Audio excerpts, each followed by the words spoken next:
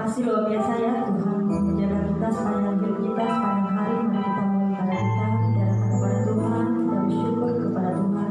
Walaupun ibadahnya di rumah, kita ibadah online, Tuhan selalu beserta kita. Terima kasih Tuhan.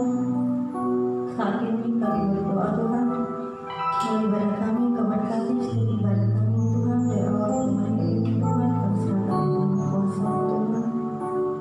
Terpujilah nama Tuhan, Kau telah menyertai kami sepanjang hidup kami. Sampai saat ini Tuhan kami diberikan kekuatan, semua karena kasih yang Tuhan Tuhan. Bukan karena kekuatan kami Tuhan, kami boleh datang beribadah di tempat ini Tuhan, dan di rumah juga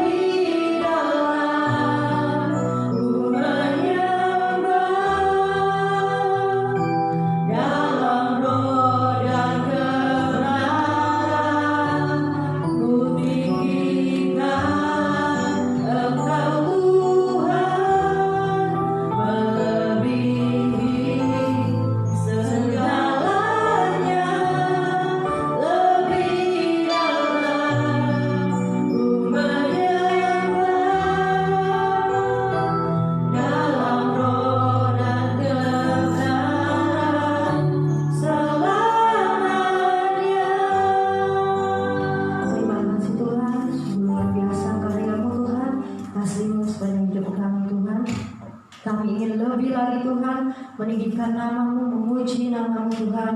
Terima kasih Tuhan. Haleluya. Amin. Mari kita bersukacita buat kasih Tuhan. Yang di rumah tetap semangat ya, kita memuji Tuhan, kita bertepuk tangan, katakan hanya Kau Tuhan, tak pernah ragu-ragu akan kesetiaan-Mu dalam hidup kami.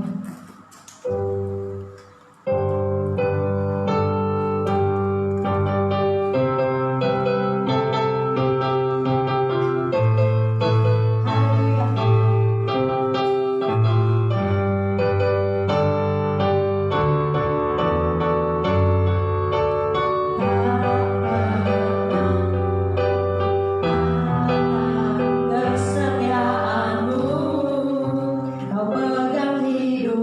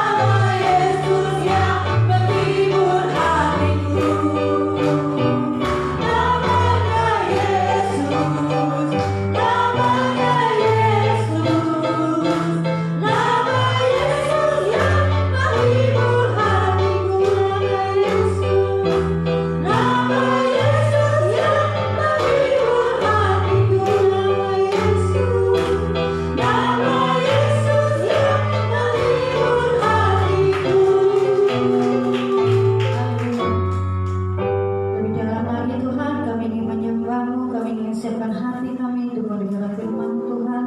Sebelum kami mendengar firman-Mu, kami akan pujian, kami lagi memuji Tuhan. Kita pujian lingkupiku, lingkupikan Tuhan dengan kuasa Tuhan.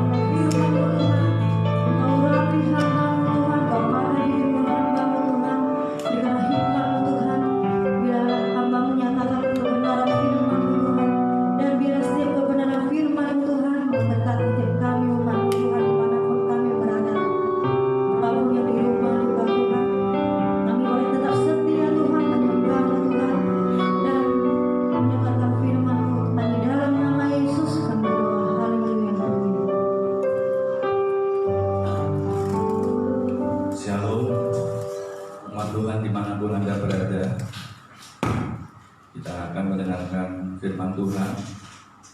Dalam bulan ini kita akan bicara tentang melatih diri. Ya, melatih diri. Ini masa-masa atau waktu-waktu di mana kita mesti mau melatih diri kita secara khusus untuk hal rohani. Ya. Dalam hal jasmani, secara fisik, pengetahuan semuanya kita juga latihan ya. Dulu gereja jarang pakai online, sekarang harus pakai online, belajar lagi. Ya. Murid-murid di sekolah harus sementara waktu libur, tapi juga belajar di rumah, melatih diri supaya jangan terlena dengan masa liburan yang panjang ini, sehingga mereka juga harus melatih diri. Yang bekerja di rumah, mereka yang gak biasa pakai internet, sekarang harus bekerja di rumah, melatih diri juga. Nah, sekarang kita sebagai anak-anak Tuhan, secara fisik, secara jasmani, kita latih diri kita. Tapi bagaimana dengan kondisi kerohanianmu? Apakah kita juga latih diri kita? Nah, dalam bulan ini kita akan banyak bicara tentang melatih diri. Ya. Karena untuk orang bisa memiliki kualitas apapun itu, dia harus latih dirinya. Dia harus, kalau kita bicara latih, mesti belajar. Ya. Nah, demikian juga kita untuk memiliki iman yang kualitas iman yang baik,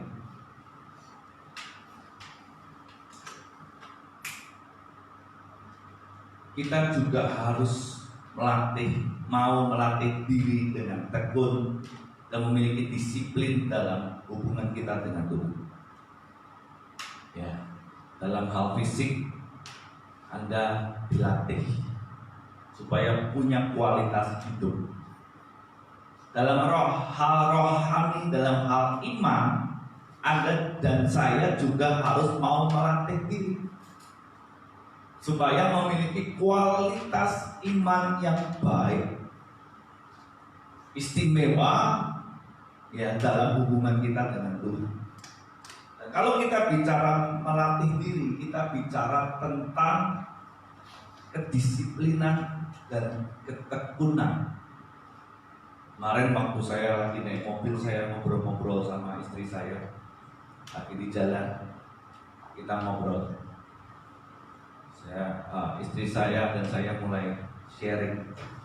Orang dalam hal jasmani, dia begitu tekun melatih dirinya supaya dia pandai, dia berhikmat, ya. Tapi dalam hal rohani, seringkali banyak orang tidak tekun. Istri saya mengatakan bahwa bertekun dalam hal rohani itu nggak mudah. 10 orang, mungkin 1-2 orang yang berhasil. Itu sebabnya kita dalam bulan ini kita mau banyak bicara tentang melatih diri. Ingat, ketika kita melatih diri, yang diperlukan di sini adalah ketekunan dan kedisiplinan, sama dengan hal-hal jasmani yang Anda lakukan.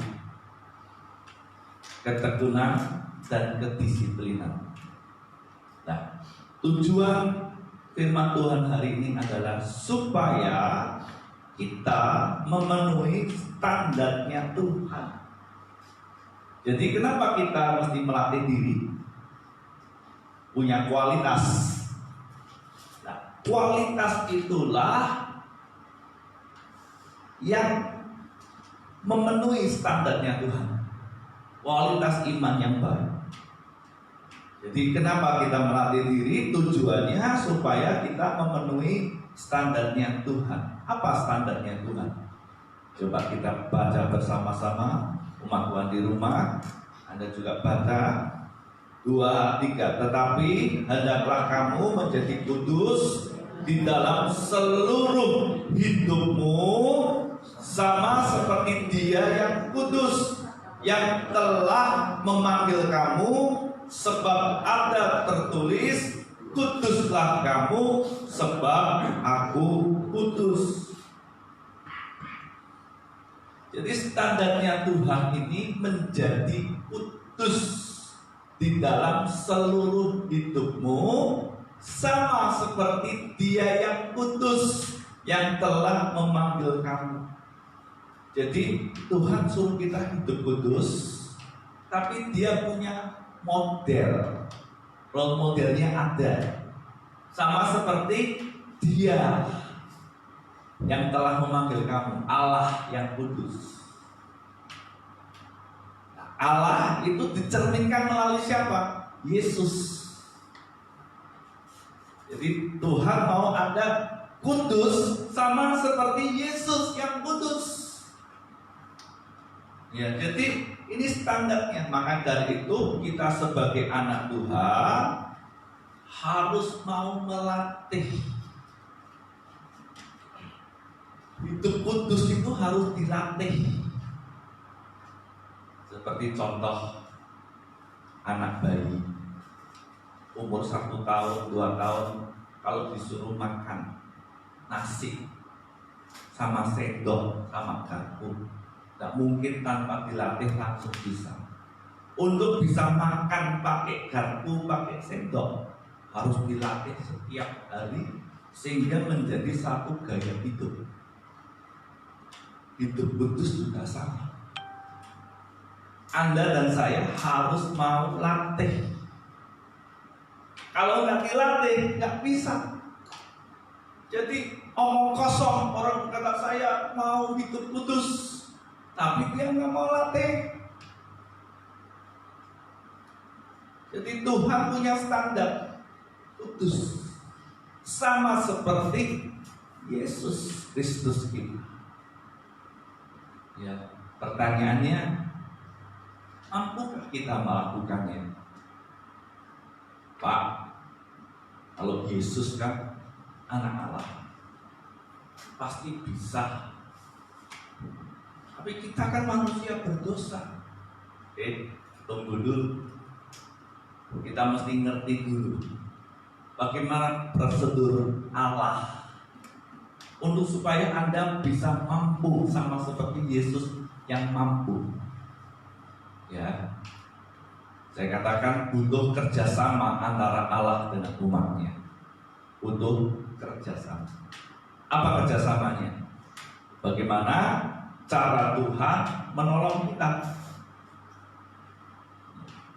untuk dapat memenuhi standar Tuhan dengan tepat dan benar. Jadi Tuhan itu punya bagian, yaitu nolong kita. Ya, Tuhan punya bagian yaitu nolong kita.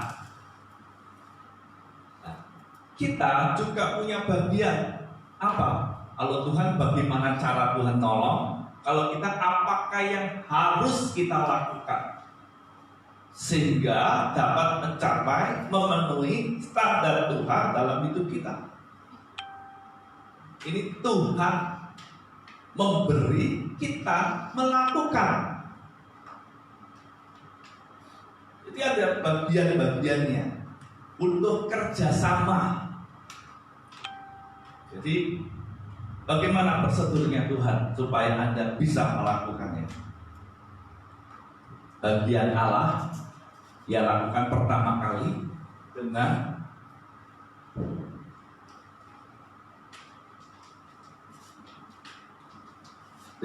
memberikan hidup baru.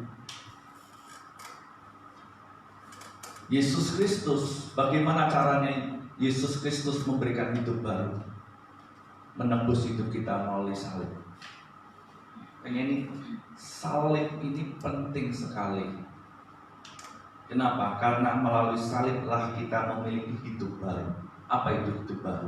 Pengampunan dosa, penebusan dosa oleh darahnya. Kita mesti ingat itu. Kita ditebus Allah dari dosa yang harusnya upahnya itu maut. Kepada apa? Dengan tujuan apa? Supaya dapat memperoleh kehidupan kekal ini. Jadi Tuhan bagiannya apa supaya Anda bisa hidup kudus sama seperti Yesus yang kudus? Dia tebus dulu dosa. Supaya Anda menjadi sama seperti Yesus yang lahir tanpa dosa. Itu tujuannya Tuhan tebus kamu, supaya kamu bisa hidup baru. Bukan hanya diselamatkan, hidup baru. Tuhan berikan dulu hidup baru. Kalau Anda nggak diberikan hidup baru, nggak bisa. Nah, dengan tujuan apa hidup baru? Supaya nanti ini goalnya ini Anda memperoleh kehidupan kekal. Ini goalnya. Supaya Anda dan saya memperoleh yang namanya hidup yang kekal.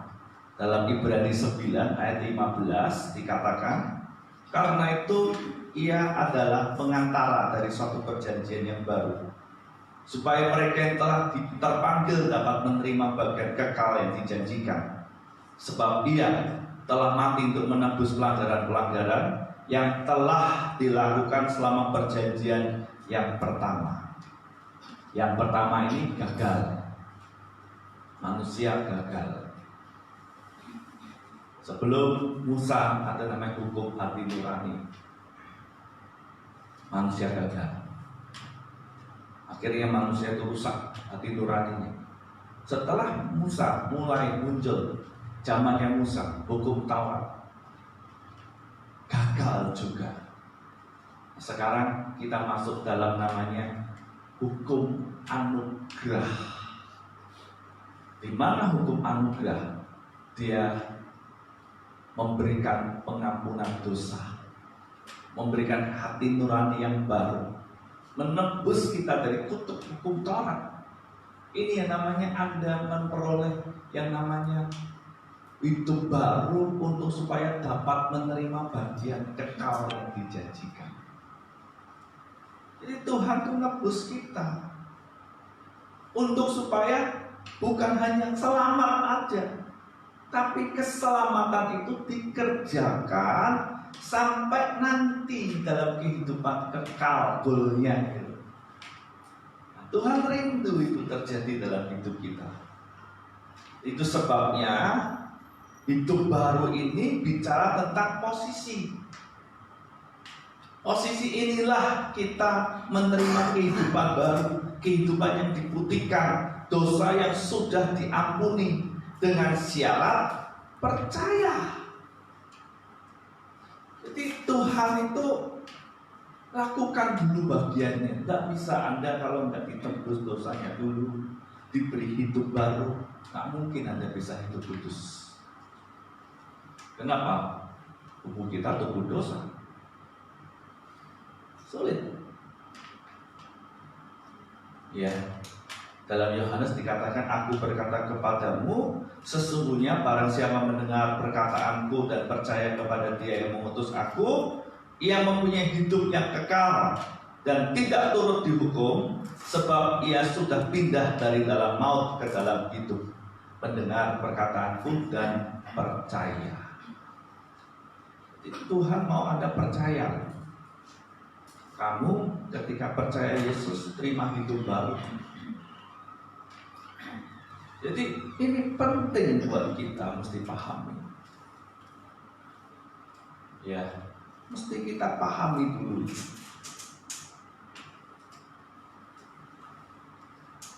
Jadi kita ada satu perpindahan dari yang namanya kodrat dosa kepada kodrat ilahi.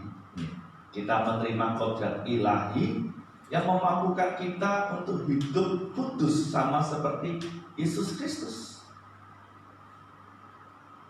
Itu yang bagian Allah yang pertama. Allah punya dua bagian yang dikerjakan dalam hidup kita. Yang kedua, yaitu Dia memberikan Roh Kudus dalam hidup kita. Yesus kenapa bisa hidup kudus? Pertama, dia lahir tanpa dosa. Makanya dia mampu untuk mengalahkan dosa. Walaupun dalam tubuh yang lemah. Sekarang, apa yang diberikan kepada Yesus juga diberikan kepada Anda dan saya. Ya. Yaitu apa? Lahir baru dengan kondisi tanpa dosa. Itu namanya kodrat ilahi. Yang kedua, waktu Yesus melayani, dia menerima Roh Kudus. Dan Roh Kudus yang sama juga diberikan kepada Anda dan saya, untuk supaya Anda dan saya bisa hidup kudus sama seperti Yesus. Jadi Roh Kudus yang memenuhi Yesus, hidup Yesus, diberikan kepada kita untuk tinggal di dalam kita, untuk menjadi penolong kita. Yohanes 15 ayat 16-17. Demikianlah firman Tuhan, aku akan minta kepada Bapa, dan ia akan memberikan kepadamu seorang penolong yang lain, supaya ia menyertai kamu selama-lamanya, yaitu Roh kebenaran. Dunia tidak dapat menerima dia, sebab dunia tidak melihat dia dan tidak mengenal dia. Tetapi kamu mengenal dia, sebab ia menyertai kamu dan akan diam di dalam kamu. Katakan, dia memberikan penolong yang lain, yaitu apa? Roh kebenaran, Roh Kudus. Jadi dua hal yang ada dalam hidup Yesus diberikan kepada Anda dan saya melalui kayu salib. Kematian Yesus Kristus di atas kayu salib. Ya, kita semua mesti ngerti itu. Jadi dua hal yang Yesus terima dalam hidupnya ketika dia menjadi manusia, itu diberikan juga kepada Anda dan saya melalui kematian Yesus di atas kayu salib.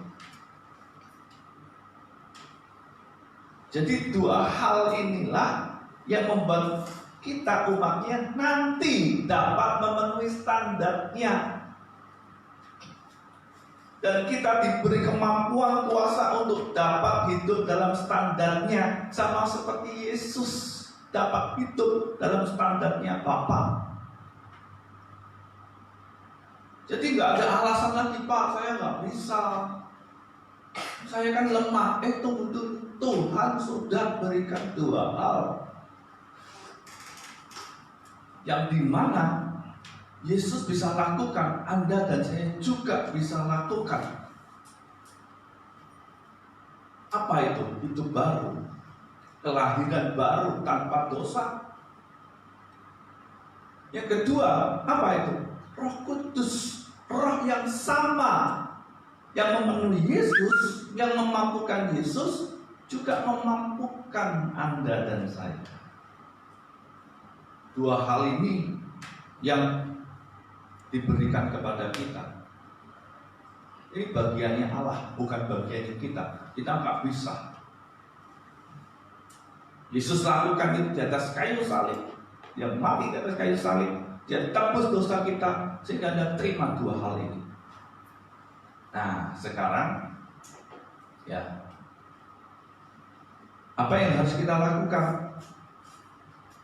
Ya, dari dua hal ini ada lahir baru. Anda terima Roh Kudus. Dalam 1 Yohanes dikatakan begini, setiap orang yang lahir dari Allah tidak berbuat dosa lagi. Tidak berbuat dosa lagi. Lahir dari Allah. Ya, sebab benih ilahi tetap ada di dalam dia, dan ia tidak dapat berbuat dosa karena ia lahir dari Allah. Tidak dapat. Kenapa? Karena benih ilahi. Seperti contoh, ya, contoh. Kalau ada namanya kucing, kira-kira kucing benihnya benih kucing, kira-kira kucing bisa nggak menggonggong? Nggak mungkin. Kenapa? Karena dia kucing. Sebaliknya, seandainya ada anjing, dia ada benih anjing, bisa nggak anjing mengeong? Nggak mungkin. Nah, demikian juga kita. Kalau Anda itu ada benih ilahi, Anda ini adalah lahir dari Allah, berarti Anda mampu hidup kudus. Kalau ada orang berkata, aku nggak mampu, aku nggak bisa, berarti dia tidak memiliki benih ilahi dalam hidupnya. Ini kita harus tahu dulu. Anda sudah dilahirkan baru, itu pertama, hidup baru. Yang kedua, Anda sudah diberikan Roh Kudus. Dua hal itu yang ada dalam Yesus diberikan kepada kita melalui, kembali lagi, kematian Yesus di atas kayu salib untuk tembus dosa Anda dan saya. Ya, kematian dan kebangkitan Yesus yang membuat itu bisa terrealisasi dalam hidup kita. Dan bagian kita percaya. Ya, setelah percaya, apa bagian kita? Ini, melatih diri untuk hidup kudus. Melatih diri untuk hidup kudus. Dari awal saya sudah terangkan, orang hidup kudus itu perlu latihan setiap hari. Orang hidup kudus itu tidak terjadi secara mendadak, langsung bisa. Harus dari latihan setiap hari. Dari hal-hal kecil, misalnya latihan dalam perkataan. Mulutnya yang gak kudus, suka ngomongin orang, gosip, gak bener, dilatih supaya kudus. Hal itu setiap hari. Hari ini Anda berhasil, belum tentu besok berhasil. Setiap hari sampai jadi sebuah habits, kebiasaan. Apalagi mata yang gak kudus, yang suka nonton pornografi, yang nonton gak benar, dilatih untuk melihat yang benar, baca firman. Dan itu harus setiap hari sampai jadi sebuah habit atau kebiasaan. Nah, itu perlu dilatih. Makanya Yesus ngomong begini, caranya bagaimana ini? Coba kita lihat. Lalu Yesus berkata kepada murid-muridnya, setiap orang yang mau mengikut aku, dikatakan ia harus menyangkal dirinya dan memikul salibnya dan mengikut aku. Dalam kitab lain, dalam kitab Lukas dikatakan memikul salibnya setiap hari. Ya, setiap hari, bukan hanya satu hari toh, setiap hari. Ya, coba kita lihat sebentar dalam kitab Lukas 9 ayat 23, katanya kepada mereka semua, setiap orang yang mau mengikut aku, ia harus menyangkal dirinya, memikul salibnya setiap hari dan mengikut aku. Nah, ini Injil. Kita masuk dalam intisari Injil yang dimana ini prosesnya, bagian kita loh. Jadi bagian Tuhan memberikan keselamatan. Bagian Anda mengerjakan keselamatan. Caranya bagaimana? Hidup kudus, melatih hidup kudus. Tadi mau sangkal diri, pikul salib setiap hari. Ya tadi, mulutmu kalau ngomong yang benar, ya sangkal diri, mau ngomong gak benar, sangkal diri gak boleh. nggak kudus. Aku mesti kudus, mulut ini mesti kudus. Mata ini nggak benar, lihatnya nggak benar, kaki ini suka melangkah ke tempat-tempat nggak benar, mulai sangkal diri, pikul salib nggak boleh. Ini nggak kudus, itu tempat nggak kudus, aku harus berhenti. Nah itu yang namanya Anda sangkal diri, pikul salib. Telinga yang suka denger-denger yang nggak baik, mulai dipotong, sangkal diri, pikul salib nggak boleh. Tidak boleh. Mulai belajar dengar yang baik. Waduh, ini tidak mudah. Ini latih. Hidup kudus itu harus dilatih. Tidak bisa hidup kudus itu terjadi secara instan. Tidak bisa. Setiap hari. Hari ini Anda berhasil, belum tentu Anda berhasil besok. Makanya ada satu pembicara motivator bagus ini, John C. Maxwell ngomong begini, kesuksesanmu hari ini berakhir tadi malam. Anda hari ini sukses, sudah berakhir tadi malam. Kesuksesanmu tuh berakhirnya tuh tadi malam, sudah selesai. Hari ini baru. Jadi orang nggak bisa gini, oh aku hari ini bisa hidup kudus, besok harus berjuang lagi setiap hari. Sampai kapan Pak? Sampai mati. Latih diri. Ya, latih. Saya katakan hidup kudus sama dengan siap menderita. Menderita apa toh Pak? Bukan menderita Anda suruh jadi miskin. Menderita ini karaktermu mesti diubah, dipotong yang nggak benar. Menyangkal diri dan memikul salib adalah satu paket dalam syarat mengikut Yesus. Sangkal diri, pikul salib itu satu paket, jadi satu pisahkan. Ini menderita. Jadi orang kata, wah saya ada orang teologi kemakmuran, teologi penderitaan. Bagi saya, hidup itu penderitaan. Kenapa? Karena coba anak-anak yang bayi yang masih lahir di dalam kandungan itu sudah menderita. Lahir aja sudah terobos menderita perjuangan. Namanya perjuangan itu pasti ada penderitaan.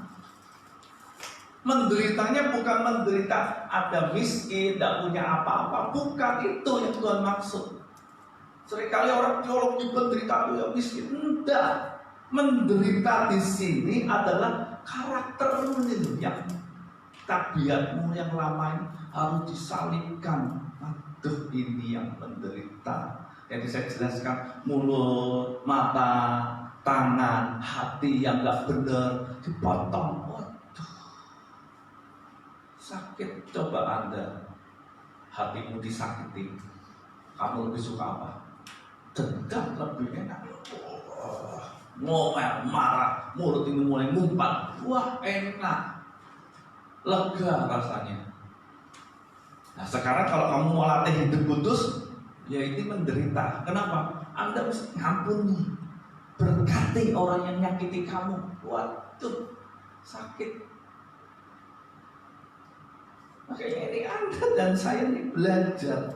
Apalagi dalam kondisi sekarang COVID-19, ya, semua harus stay at home, tinggal di rumah.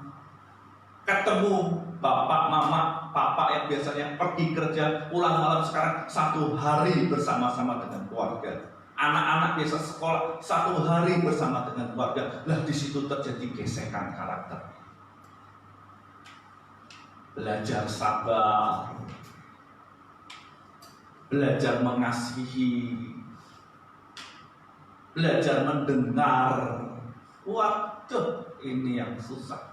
Apalagi yang punya anak ya, seperti kami punya anak masih umur kelas 4, kelas 2. Kasih tugas dari sekolah, ngajar anak. Biasanya anak sekolah, belajar di sekolah. Sekarang harus ngajarin. Aduh, makan hati.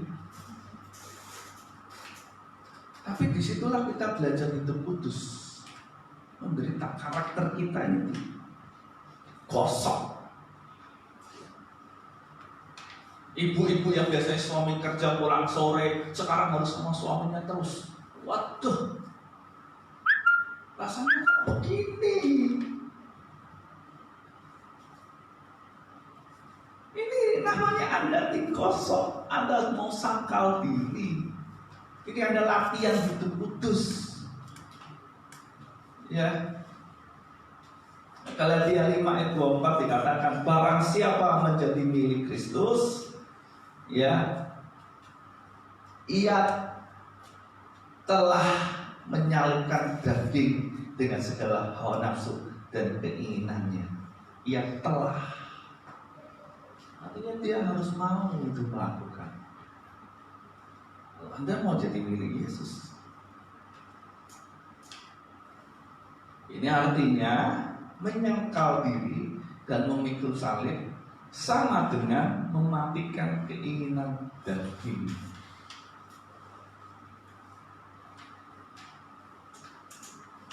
Ini yang banyak umat Tuhan itu gagal,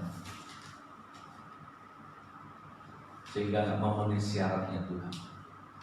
Kita tahu kata dosa dari bahasa Greek itu harmatia. Harmatia itu artinya ketidaktepatan. Jadi kalau Anda hidupnya tidak dalam tepat seperti apa yang Tuhan mau, dikatakan dosa. Ini kenapa Anda harus mendisiplin diri untuk setiap hari mati terhadap manusia lama kita. Mendisiplin setiap hari.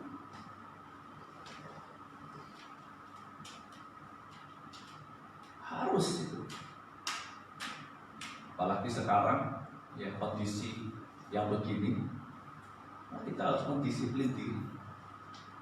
Kalau tidak susah.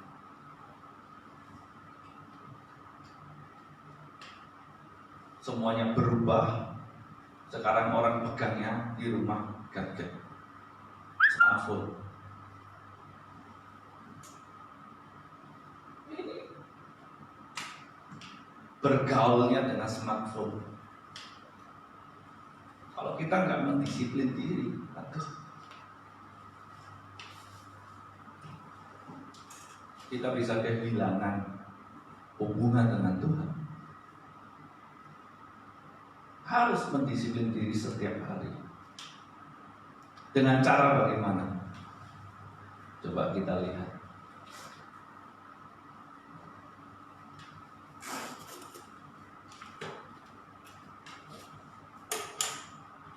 Galatia 5 ayat yang ke-16-17. Maksudku ialah hiduplah oleh roh, maka kamu tidak akan menuruti keinginan daging. Keinginan daging berlawan dengan keinginan roh, dan keinginan roh berlawanan dengan keinginan daging, karena keduanya bertentangan sehingga kamu setiap kali tidak melakukan apa yang kamu kehendaki. Dimatikan aja, karena itu mengganggu suaranya.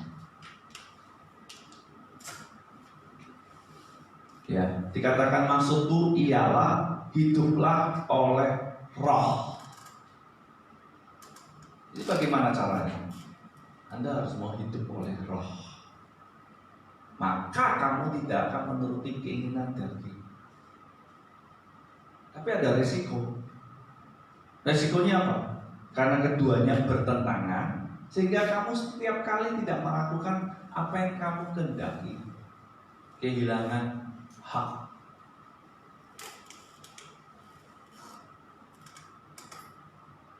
Kehilangan hak. Jadi Anda harus setiap hari melatih diri Anda hidup kudus, artinya Anda harus siap kehilangan hak.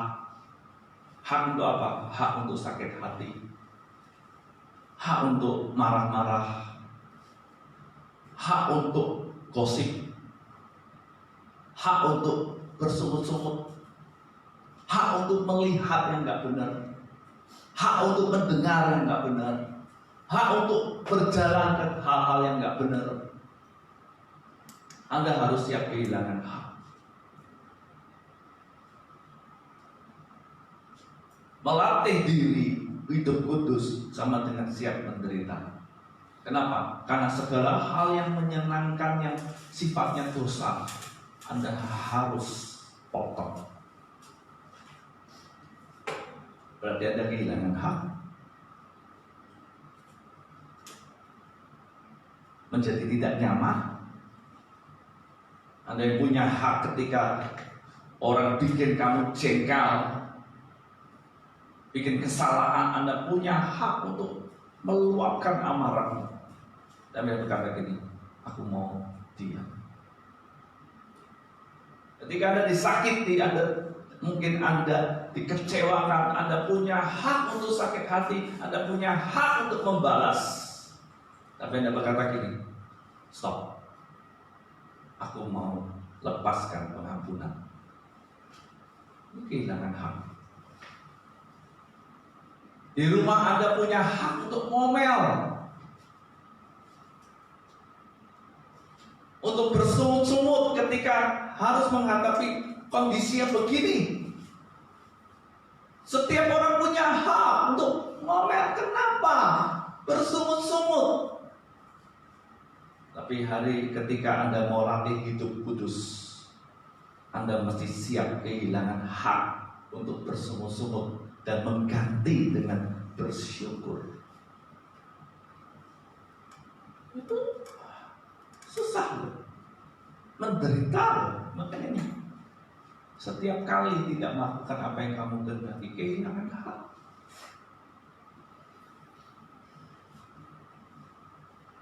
Makanya kalau Anda nggak ngerti apa yang Yesus lakukan dalam hidupmu, Anda nggak akan rela, Anda nggak akan latih. Tapi kalau Anda ngerti apa yang Yesus lakukan dalam hidup kita, kemarin berapa minggu yang lalu, bulan lalu kita merayakan Jumat Agung, merayakan Paskah. Itu kematian Yesus di atas kayu salib, penderitaannya, dia bangkit untuk menerima kehidupan yang kekal, menjadi raja dan segala raja. Anda dan saya juga akan mengalami hal yang sama. Tapi terlebih dahulu Anda harus mau mati terhadap dosa, baru Anda bisa menjadi sama dengan kebangkitannya.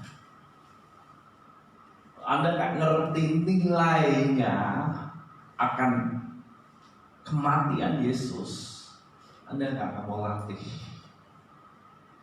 Anda nggak ngerti akan janji Tuhan dalam hidup Anda dan saya, bahwa nanti aku akan terima kehidupan kekal, Anda nggak akan mau latih. Ya akan mau. Maka nggak heran ada orang-orang yang terus berontak. Buat apa aku melakukan itu? Apa untungnya? Buktinya aku nggak ada masalah. Aku mau puas-puaskan hidup dalam dosa, nggak apa-apa. Kenapa? Karena dia nggak ngerti. Mungkin dia ngerti, tapi dia berontak. Karena menganggap janji Tuhan itu kosong, sepi. Anda dan saya mesti jadi pribadi yang berkata gini, Tuhan, aku mau menghargai karyamu yang sudah kau lakukan di atas kayu salib, sehingga saya terima hidup baru dan Roh Kudus, Rohmu yang kudus tinggal dalam hidupku. Saya mau latih itu. Bagaimana supaya kita bisa hidup oleh Roh, berjalan dalam Roh? Dan ini ada bahan untuk taat dalam pimpinan Roh Kudus. Kalau roti bahan bikin roti tepung, mungkin telur, gula. Nah ini juga bahan untuk taat dalam pimpinan Roh Kudus. Bahan yang pertama firman. Anda harus mau membaca, merenungkan firman. Itu bahan pertama. Jadi Pak, saya mau hidup kudus, pimpin Roh Kudus, tapi saya nggak perlu baca firman. Nggak bisa. Kenapa ada Alkitab? Supaya Anda baca, renungkan. Ini bahannya supaya nanti Anda bisa dipimpin, diajar oleh Roh Kudus, dibimbing. Seperti orang sekolah, kenapa Anda harus beli buku di sekolah? Kan udah ada guru. Ya supaya guru bisa ngajar Anda, ada bahannya, ada kurikulumnya. Lah ini firman itu kurikulum kita untuk dalam hidup dalam pimpinan Roh Kudus. Yang kedua, mau berdoa. Ini hubungan pribadi dengan Tuhan. Anda nggak bisa lalaikan ini. Anda lalaikan ini, Anda nggak mungkin bisa dipimpin oleh Roh. Kenapa kita perlu doa?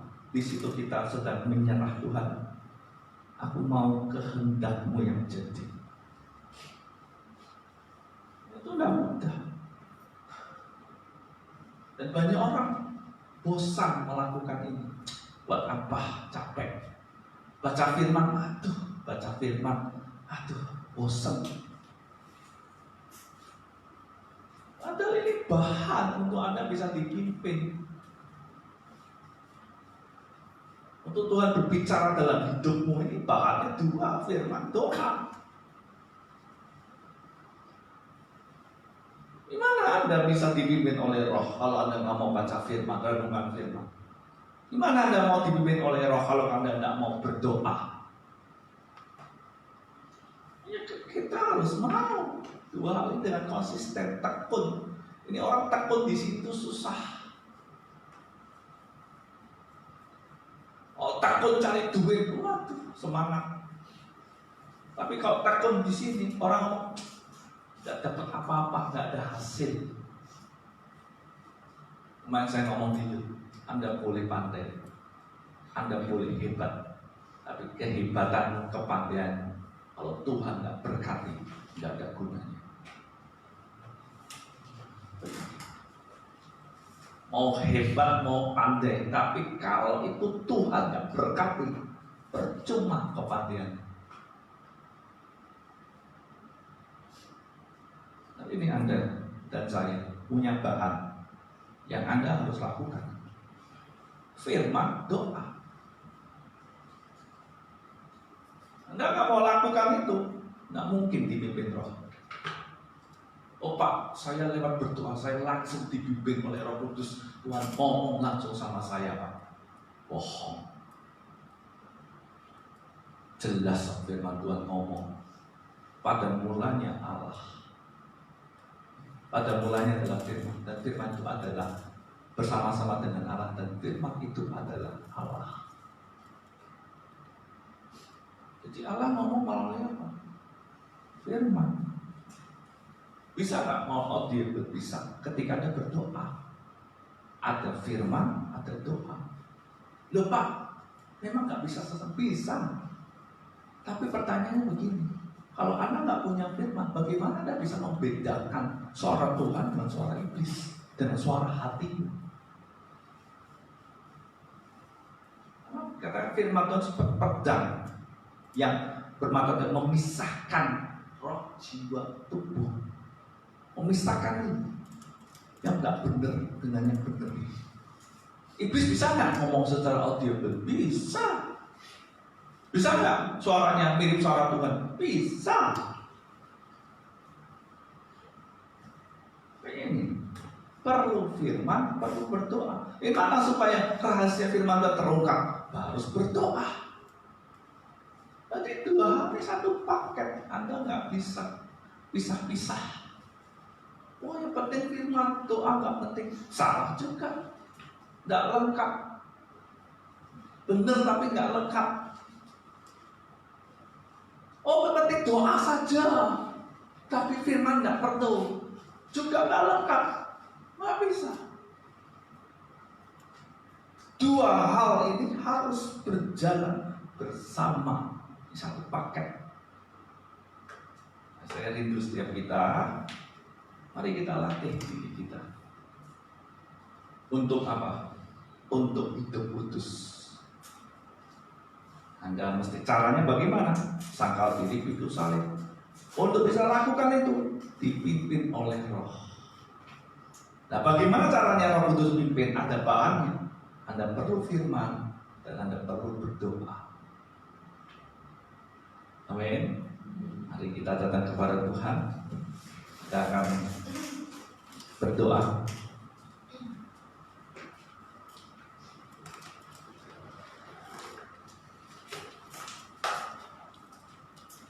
Kita akan berdoa. Haleluya Yesus. Haleluya.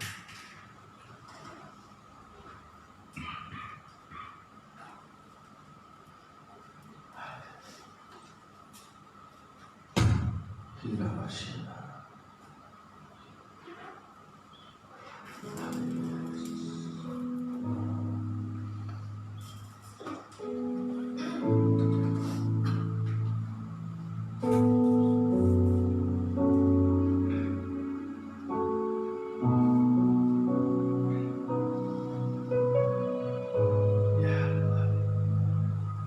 Kita nyanyikan Roh yang hidup mengalir dalam Roh yang hidup penuhiku,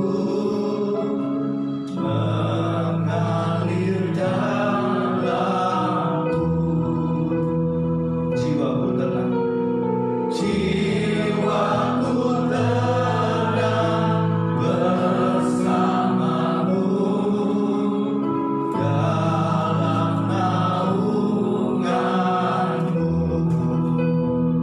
Ku buka hati, ku jamahanmu, berserah penuh di hadiratmu.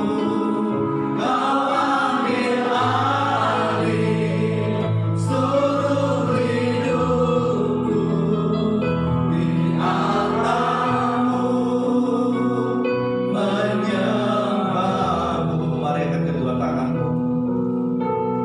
Rohmu yang kudus, pulihkanku. Engkaulah damaiku, Engkaulah damaiku. Ku hidup oleh anugerah-Mu, ku hidup oleh anugerah-Mu yang menyertaiku, yang menyertaiku, yang menyertaiku. Ku buka hati, di rumah buka hati, berserah penuh di hadiratmu.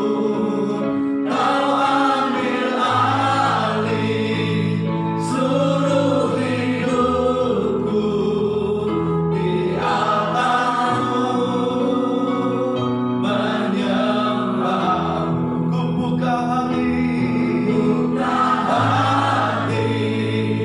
untuk jamahanmu, berserah penuh di hadiratmu. Kau ambil alih seluruh hidupku, di altarmu menyembahmu. Rohmu yang hidup penuhiku, Rohmu yang hidup penuhiku. Datang urapiku,